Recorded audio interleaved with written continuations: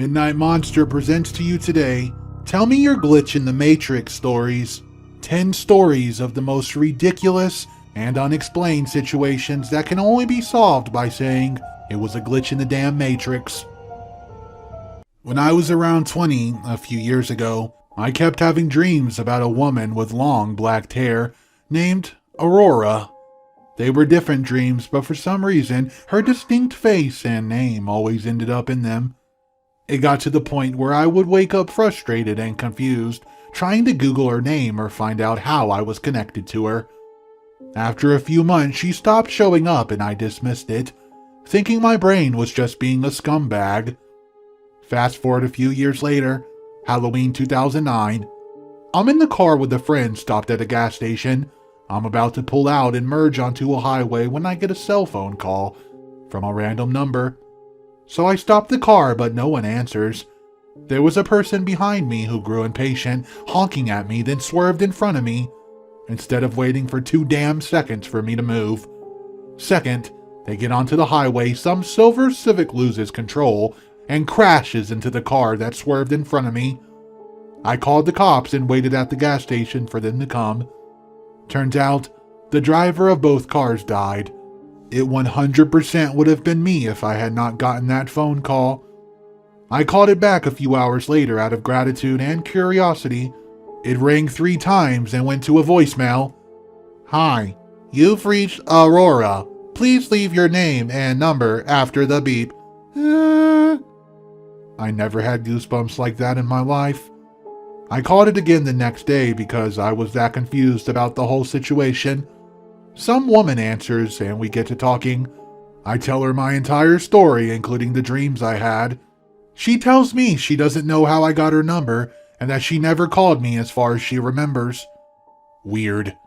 I asked if she has a Facebook to confirm if she's in fact the woman in the dreams.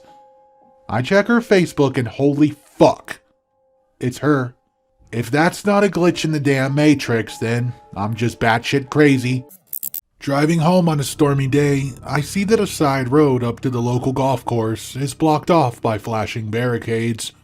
I also spy a Mercedes parked past the barricades with its hazards on.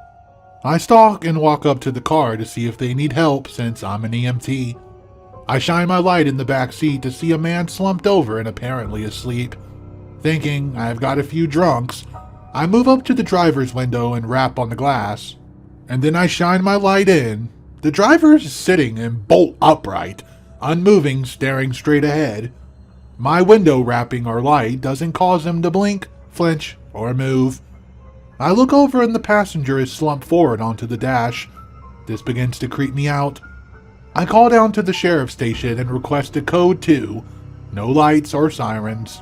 They come to my location and help me check them out, since the doors are locked. While on the phone, I walk back to my truck to get my go bag. As I'm on the phone with dispatch, she asks me to get a license number for the car, just as a PG&E power company cherry picker truck comes rumbling down from the closed road. I move to go around the truck and get the plate number, and the car is gone. I talked to the driver of the truck and he said there was an 80-foot tree across the road and that he did not think it would be open for a day or so. So the question is, where the hell did the car go? Tree up one way, barricades down the other. It's kept me a bit unsettled when stopping at accidents and hazards since then. At a friend's place back in 2008, we were all teenagers.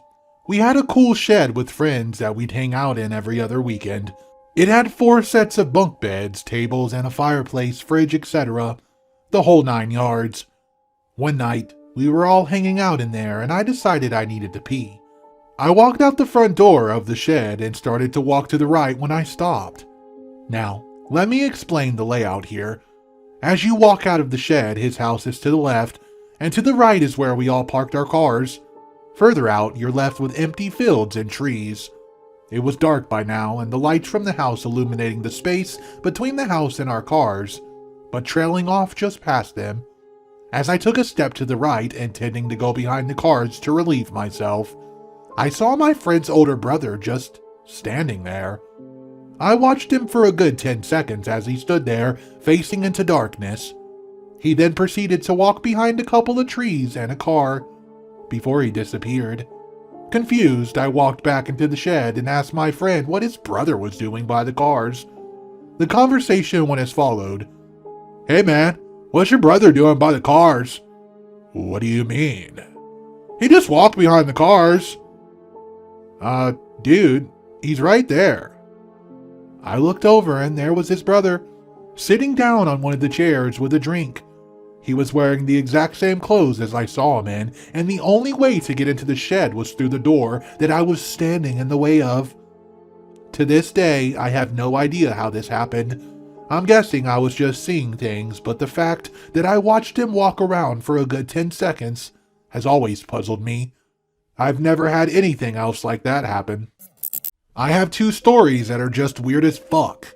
Both of them are things I just would not believe if someone else told me. But I can swear with every fiber of my being that they happened to me as I write them here. The first happened a couple years ago. I can't remember the occasion, but my mother and I had gone to A&W for lunch, and we were both sitting there eating our meals. We happened to be seated pretty close to the washroom doors, so I noticed everyone going in and out. First person to come out is this old man, who's kind of hobbling along. He walked past and I looked at him, and went on with my meal.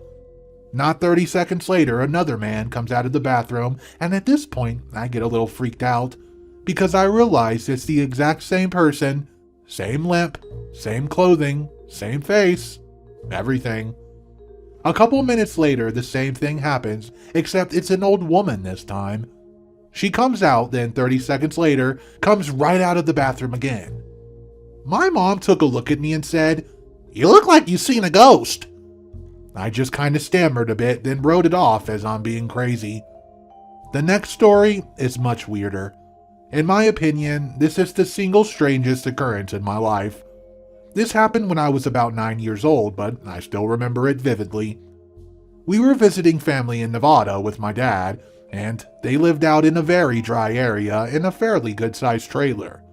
A couple days in, I was playing outside with my cousin, pretty much just messing around in the dirt. At some point, I look up. Right next to the house is a field, I guess, surrounded by a wire fence, probably originally for livestock. But anyways, there's this guy standing there. This is a good 300 or so feet away, so I cannot see him clearly at all. Cue the weirdness. As soon as I look at this guy, I have what I can describe as an out-of-body experience. My body pretty much just went into lockdown and was no longer seeing through my eyes. I wasn't just floating there or anything. I was in that man's body through his eyes. I could see 2 little shapes playing across the field, but I could just feel that he saw the shapes as animals. And then I realized he was holding a fucking shotgun.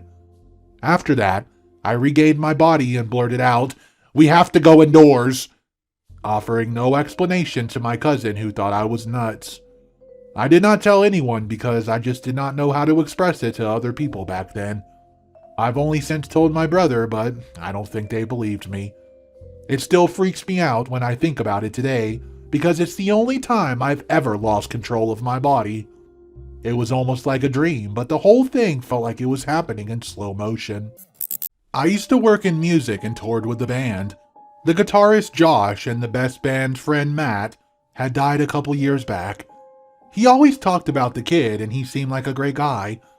Josh always had this reoccurring dream where Matt was standing on this abandoned street, which supposedly was metaphorical for purgatory. Josh had all these conversations with Matt in his dreams, and because he had overdosed unexpectedly, he felt like his spirit was just not able to move on. At the end of the dreams, Matt would take a bulb from the streetlight on the street where they were standing in the middle of, and Josh described these dreams in extreme detail, and I could pretty much picture what the street looked like. Fast forward to about 6 months into touring with these guys. They were huge Bright Eyes fans and wanted to stop in Cassadaga, Florida. Bright Eyes Singer wrote an album there, and it's a really creepy spiritual medium place. It might be worth noting that 6 out of 7 of the people I was with are all atheists. So we drive into Cassadaga around 2 or 3 a.m., driving around. Suddenly, this big black dog comes in the middle of the road and just stops looking at us. The guy in this van, they were weird as fuck, and were saying things like, "Follow that dog, man. It's trying to show us something." And in my mind, I'm just thinking they're all fucking idiots. We followed this dog for a few blocks as it was walking pretty slowly, and all of a sudden, we turn to a street. Then, the dog bolts. We try to speed up, but Josh says, "Stop the fucking van, this is it." We're all confused, and he gets out of the van and looks around. "This is it, man. This is the shit from the dream. This is the street from the dream, man." We hang out for about 15 minutes, and from the way he described the street from having houses on the left and parking to the right, it was most definitely the street. As we get into the van, a street light goes off and we just drive away. He claims he's never had any more dreams about it since, and that was the closure he needed.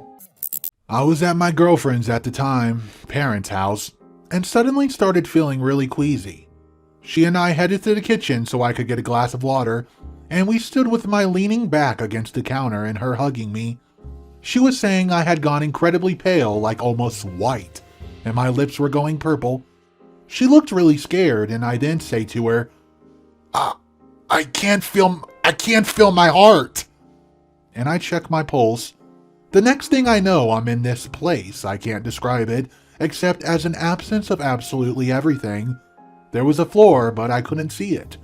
I was walking on nothing, through nothing, and surrounded by nothing, but I was there, and it was there. There were other people with me, discernible faces, clothes, and demeanors. I could see them and they could see me, like properly see me. Not just look at me, but actually see me. I could feel that they could. We were all there in complete silence, just really calm and silent, and in this space of nothingness. And then, this bright blush white light erupts from the distance, and it called to us, silently beckoned us over towards it, so we start walking.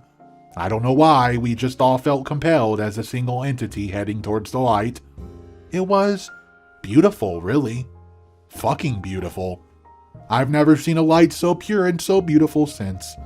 I've never felt a calm so serene, and strange happiness was flowing through me. I could feel myself smiling and feeling like I was all right with everything in the world.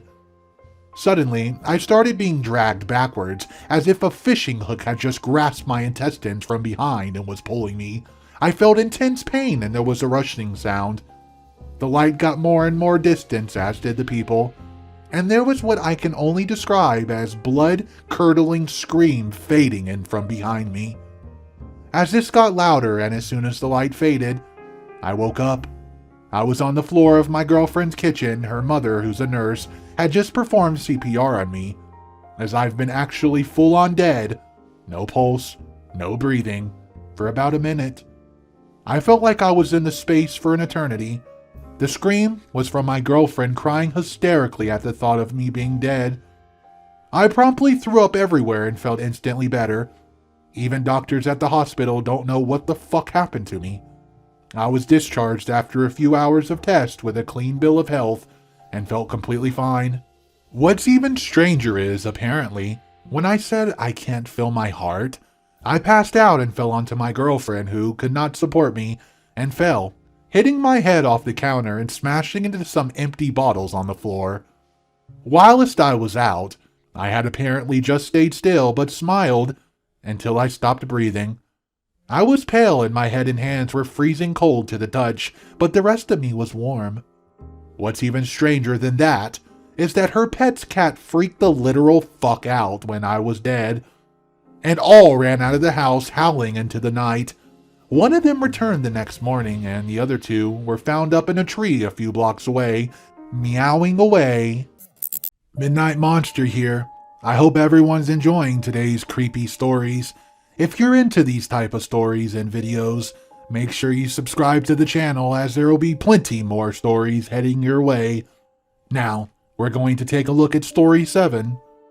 It happened 2 days after I turned 8. I live in Finland and we have just moved into town. Our apartment was in these cheap rental high-rises on the 8th floor. My grandma had given me a few comic books as a present, and I'd been reading them ever since the party. Quite a stack, something like 10 to 15 comics. There was this one book, a Spider-Man comic. It wasn't about the usual Spidey, but something about Peter Parker's clone acting as a Crimson Spider-Man. At least, that's how it's translated to Fiendish. I had just returned from school, so my parents were still at work, and I started reading this comic. On some pages, the protagonist is crouching on a roof, jumps down and lands into the Spidey crouch, hands between his legs. Without thinking about anything, I just laid down the comic, walked onto our balcony and climbed on the fence using a chair as a ladder. As I was sitting there, I see some old man down and cross the street. He saw me sitting there and started running towards our house. At this moment, I had this really calm feeling taking over me. I took a deep breath, closed my eyes, and I jumped down. When I jumped, I could hear the man scream, "El Jumaluta!" Then I just heard the wind in my ears. The next thing I know, I'm on the ground, crouching like Spider-Man. The man runs around the high bushes just when I stand up and stops dead on his track, and all colors escape his face. He just stood there with absolute terror in his eyes, completely silent and looking at me for a few seconds before backing away slowly. Without turning his face off, he's back at the corner, where he turns away. I returned to the lower door, only to find out I left my keys inside. So, I just sat down and waited for my father to return from work, something like an hour. He was naturally surprised to find me there without my book bag. I told him what happened, and Dad, I'm Spider-Man. When we were in the elevator, Dad thought it was just my imagination, but when we returned inside, he saw my comic book laid open on the ground. With the page featuring the jump off the balcony door left open, he took away the particular comic book and never allowed me on the balcony before I turned 12. And we moved into a better house on the 3rd floor. He also becomes disoriented every time I mention this to him and changes the subject quickly. Although, he does admit he found me downstairs and the balcony door was open. I still remember this occasionally, clear as day. I live in Chicago. It's very big and a beautiful city, and ironically, also the city in the Matrix. One of my hobbies on extremely nice days is to go downtown and follow odd-looking people around to see what they're doing. I think this is called being a flâner in French, and I've experienced some really weird things while following people that could be equated to Matrix glitches. The one that stands out in my mind as the most Matrixy was a few summers ago. It was a Saturday and I was downtown with the parkour training group. The session was wrapping up at around 6 p.m. and everyone was getting ready to go home or somewhere else. I was sitting in a large tree we like to climb and was looking down on an extremely odd man who had been watching us literally all day since 10 a.m. He was in his late 20s, I would assume, thin but muscular, and wore sunglasses and a bright green and pink short-sleeved collared shirt and cargo shorts. He just sat there for the entire 8 hours and did not fucking move aside from maybe shifting his seat whenever he saw something that impressed him. At this point, only 4 people were left lingering. 1 Trace here, his 2 female friends, and myself. The man got up, went over to the group of 3, and said something. It looked intense, and the 2 girls stood bolt upright while the other one, male, threw his hands up in the air and had them drop to his side quickly in a wild shrugging gesture. They were just out of earshot. I jumped down from my tree and stumbled, botched the landing over the trio. Apparently, the man had left and I saw him walking briskly down the stairs toward Michigan Avenue, the main street of downtown Chicago. I was intent on following him, but I wanted to make sure he wasn't crazy first. When I got to the remaining 3 youths, the 2 girls just stood there in the same position they were before, completely quiet, and I asked about the man, to which the male replied, sounding rather offended, "What man? It's just me and these 2 here, bro." For a brief moment, his face took on a strange look, as if trying to remember the man like he should remember the man. But the look vanished as quickly as the man had. When it was clear that he wasn't going to say anything on the matter, I turned and jogged down the stairs towards Michigan Avenue. I looked left, I looked right, then left again. I couldn't spot the guy. It had been less than a minute since he began walking, and he was already out of sight. He could have crossed the street, but he would still have been waiting for a break in the traffic to do so. Other than that, the street was weirdly void of pedestrians. There was an open park to my right and rushing traffic to my left. Not a man in sight.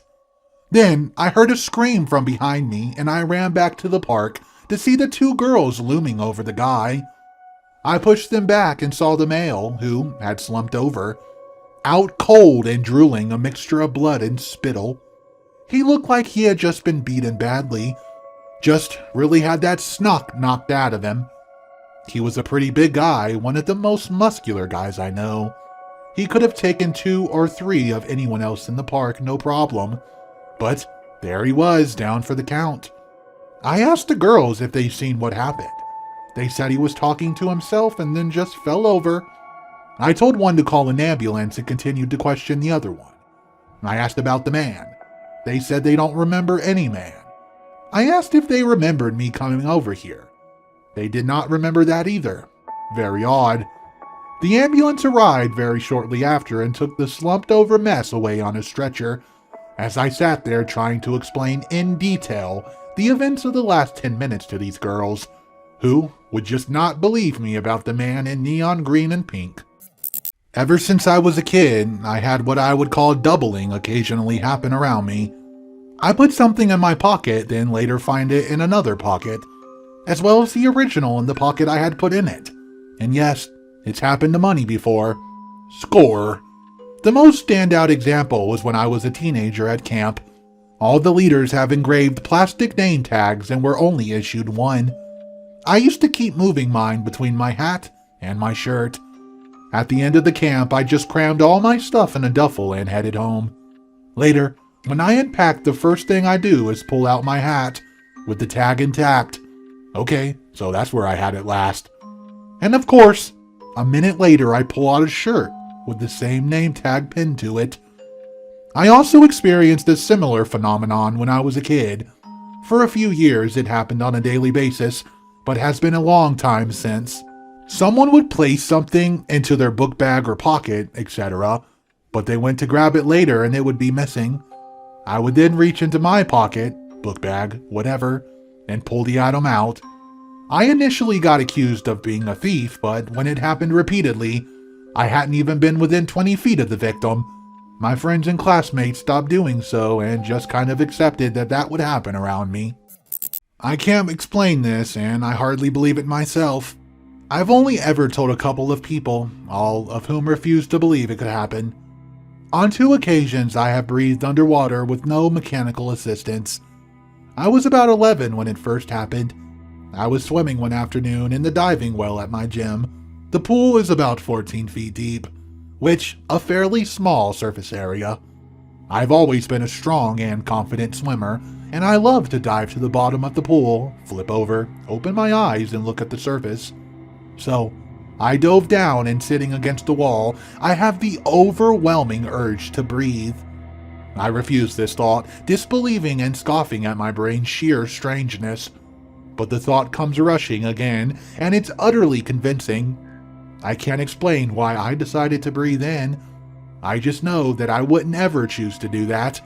But in this instance, I did. I took the most careful, menacing breath in. I could feel great pressure, but I breathed normally. It was the air I breathed and not water. I took 4 full breaths while sitting at the bottom of the pool. And after each breath, I became more horrified and agitated. My disbelief was outstanding. Kind of freaked and shot to the surface quickly as I could. After I rationalized a bit, I calmed down.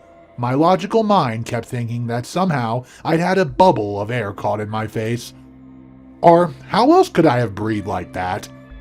But over the years of trying to make sense of it, 30 years old now, I recognize that air always finds its way to the surface expediently. It won't just catch around someone's face.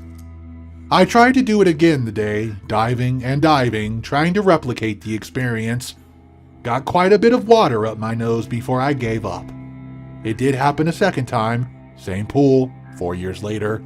I took 5 breaths, The same feeling of overwhelming confidence that it would be okay to breathe.